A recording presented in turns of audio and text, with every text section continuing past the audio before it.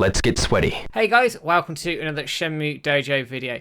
Today, and what's been a reoccurring theme for the last few videos, I want to talk again about Shenmue 4, but how I would build up to the release of Shenmue 4. So making some assumptions here that we've essentially had a release trailer, we know what the date is, and essentially what I would like to see in terms of the build up moving towards a release date. The idea here is it's going to be around a 6 to 9 month window maximum, so people don't lose momentum, and we have a target date, and this is funded by the traditional route of a developer, obviously Wisenet, and some sort of publisher. What I'm sort of wanting to learn here a little bit is from Shenmue 3. When you think of the Shenmue 3 Kickstarter, that had a massive amount of hype into it. It was massive. World record Kickstarter, all the rest of it, a huge amount of momentum, and as things went on, that momentum slowed. The narrative changed, and probably by the time we got to release, as hyped as the fan base were about it, I think the wider hype around Shenmue had probably died down a little bit. So Shenmue 4 needs to learn from these mistakes. It needs to control the narrative better, and it needs to have a really clear strategy on how we get this thing moving.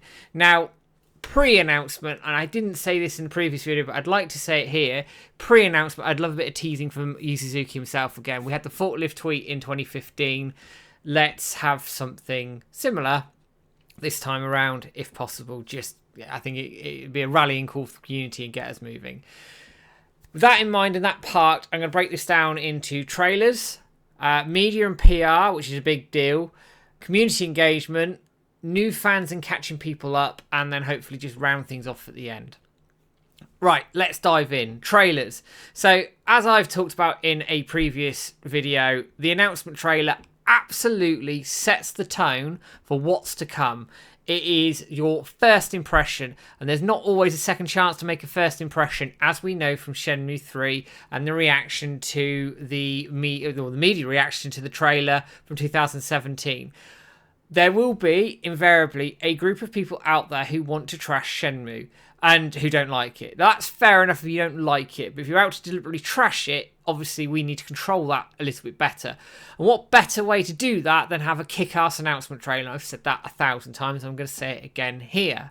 So it needs to knock it out the park early, it needs to be polished, it needs to be showing things off in the best possible light. There cannot be any of this half-finished stuff coming out, and it must be clear that this is a work in progress throughout, and make it very, very clear, because unbelievably some people will think that's the final product, even though it's not, and we know what happened with that one. Building on this, we need some more trailers, possibly 2 to 3 within the sort of the window I'm talking about here. You need to show off more mechanics, you need to show off some story, you need to show off some locations, and then you have a proper release trailer to really nail it home. And actually, a compliment I will give to the Deep Silver publisher is actually the release trailer really hit, certainly for me anyway, hit me in the feels in terms of that whole 18 years time stood still thing, and then we got sort of a bit around the story and what was going on. That was really cool. So we need 2 or 3 trailers explaining a bit about more of the game, the mechanics, mini games, story, locations, all of that together, and then a release trailer to really nail that home. Now, within that is your media and your PR. And we know full well that Shenmue 3 struggled in this area. The communication with the media was not great. Despite, I think, well-intentioned from everybody around Shenmue 3, it didn't control the narrative very well. And also when you think things weren't corrected quickly enough, the community were having to do some of this correction publicly as well and challenge some of these articles. We can't do that again. It needs to be a slick operation when you come to the media and the PR. So the first thing you need to be doing is ensuring that every asset that you use, you send out to people, that must be the most up-to-date as possible at that time. Shenmue 3, even now, right, and we're 4 years on nearly from release, people are still using the old assets, the Dead Eyes assets, that sort. We need to control that. So every time something new comes out, release new assets, challenge these people.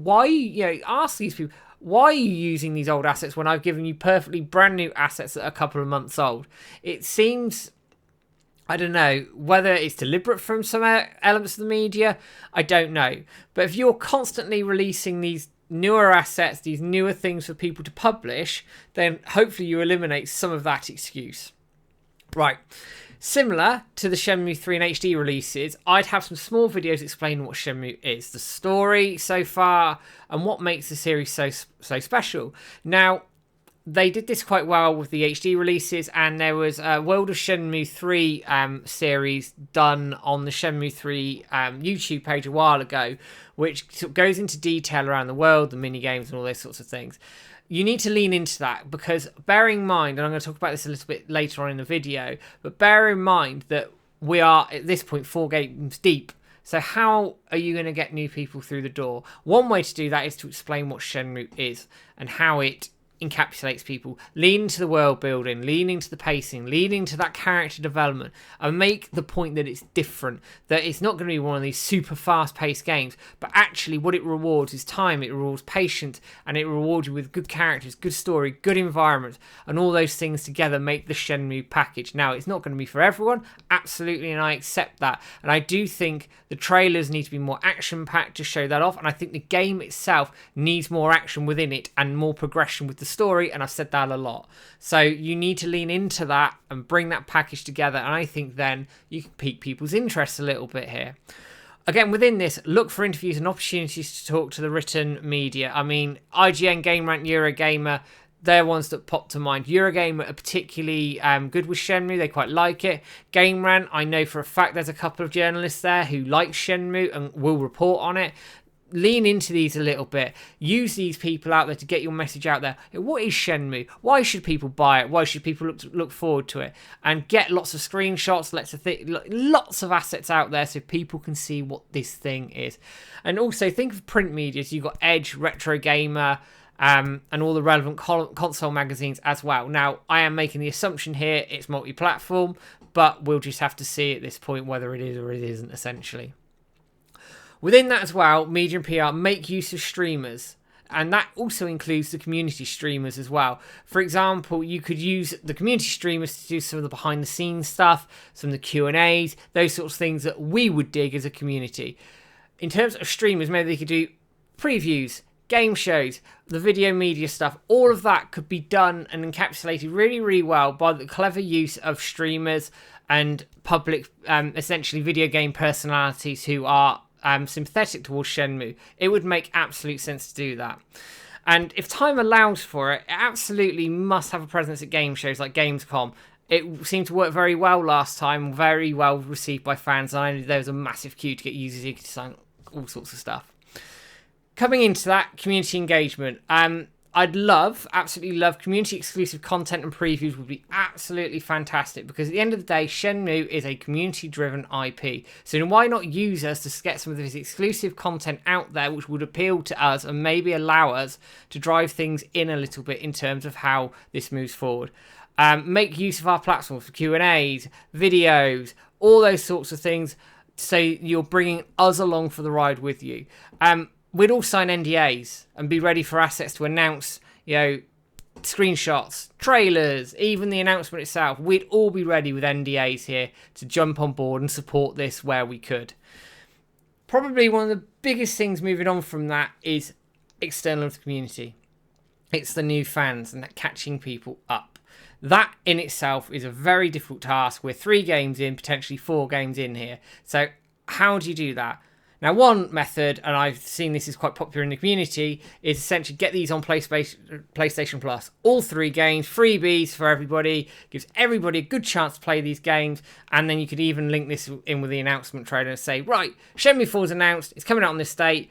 However, as of this date, Shenmue 1, 2, and 3 on PlayStation Plus, on Game Pass, go and play them. The Game Pass thing obviously might be difficult because of the Xbox Shenmue 3 palaver that we're in at the moment, and we know it won't come over there potentially. But you see my point. If you announce it and then give the games away for free, essentially, that's one way in. Or do some sales on them to entice people in. All 3 games, 10, 15 quid, bam, done. And that might generate a few more sales for the original games as well. Nearer the time, you could essentially do a catch-up video for everybody. Make it public, not built into Shenmue 3, or well, like it was built into Shenmue 3, but have it essentially as a publicly available video. This is the Shenmue story. Shenmue 1, this is what happened. Shenmue 2, this is what happened. Shenmue 3, this is what happened. Right, now you're all caught up. This is where we are. Where you can then put in this video where you can buy the game, etc, etc. The anime could also be a way forward with a quick catch up for the first 2 games, link it in with the sale for Shenmue 3, and there you go, people are caught up. For me personally, the best option is PlayStation Plus. Absolutely get all 3 games on there with an announcement for a release trailer.